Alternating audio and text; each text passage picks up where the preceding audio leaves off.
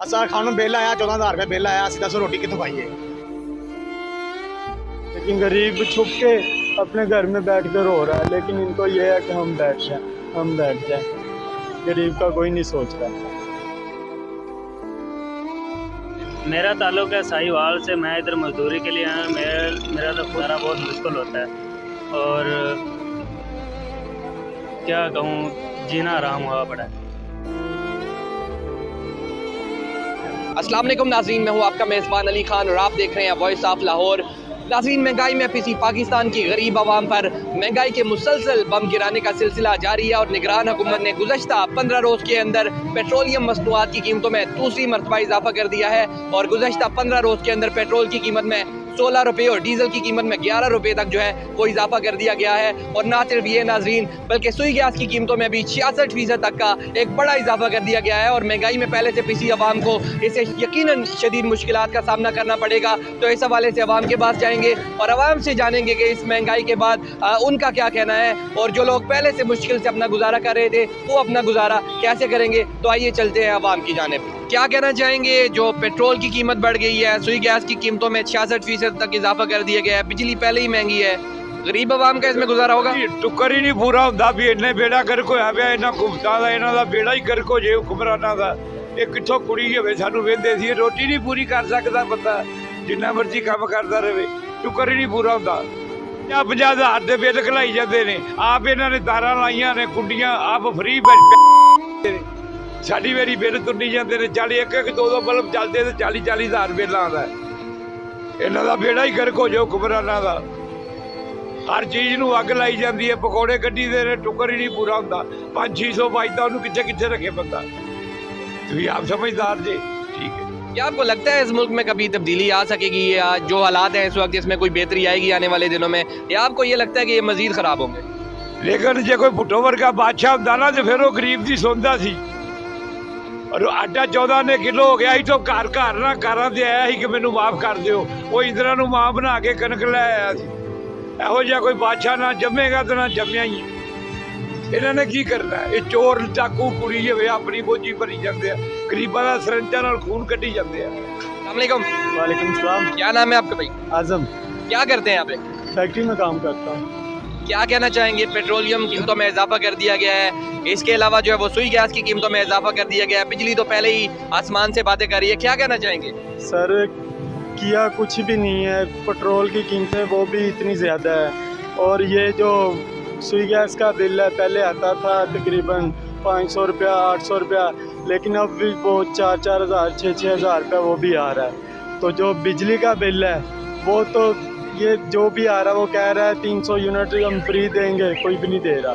ये बिल्कुल झूठ बोल रहे हैं। लेकिन ये सब लोग इन्होंने हमारे साथ ड्रामा बनाया हुआ है। गरीब लोग है ना जो वो चक्की में पिस रहा है, तो ये लोग देख रहे हैं सब के गरीब को रोल रहे हैं, तो वो रोल रहा है। अब इन्होंने ऐलान किया है 32,000 सैलरी कर दो, लेकिन गरीब के घर में जाके देखे तो वो 32,000 के साथ गुजारा होगा या नहीं होगा।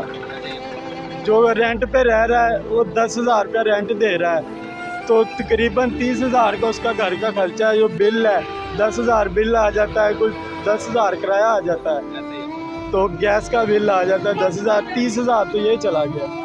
तो इनको घर में खाना कैसे खाएगा? रुपया जो 32,000 में 2,000 रुपया बचेगा, फिर वो एक महीना 2,000 रुपये गुजारा करेगा। वो बच्चों को खाना खिलाएगा, अपनी माँ को खिलाएगा, अपनी बीवी को खिलाएगा, वो खुद खाएगा।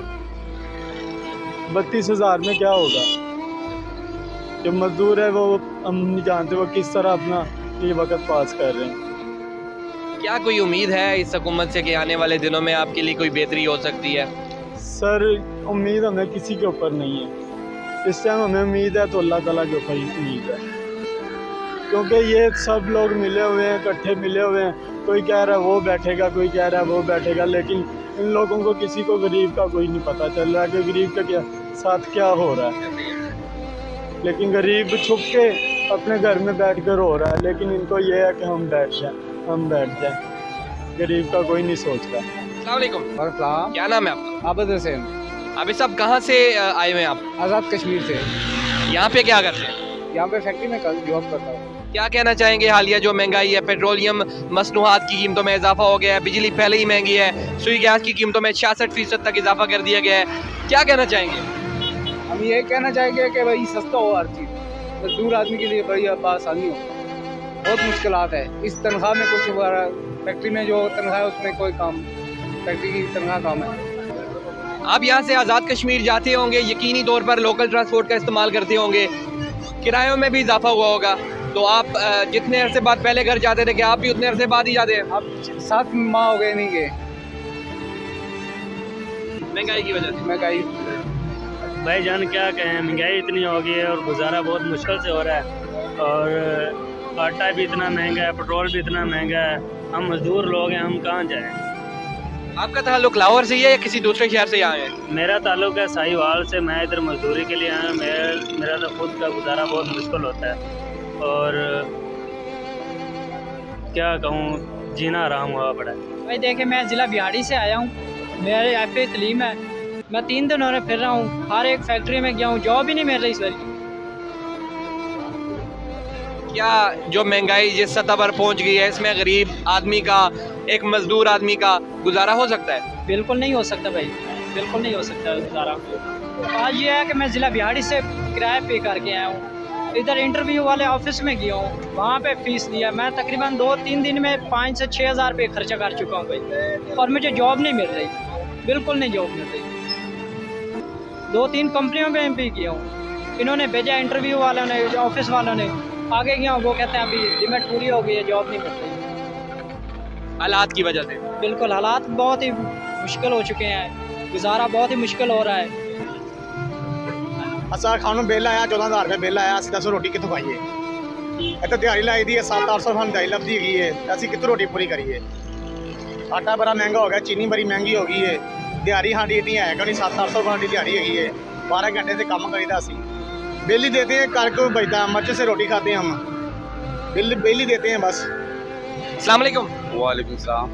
क्या कहना चाहेंगे भाई, पेट्रोल की कीमत में तो दूसरी मरतबा इजाफा कर दिया गया है, रिक्शे चलाते हैं, आपको कोई मुश्किलात का सामना करना पड़ा है इसके बाद? अब ज़ाहिर है मुश्किलात का सामना इसलिए कि 40 रुपये किराया था अभी कंपेंड का, अभी कम हुआ, 10 रुपये कम होता है, सवारी कम कर देती है भाई, बोलती है पेट्रोल कम हो गया, अभी बढ़ गया, सवारी ये नहीं बोलती कि भाई बढ़ गया किराया ज़्यादा ले लो, तो यही मुश्किलात ही है।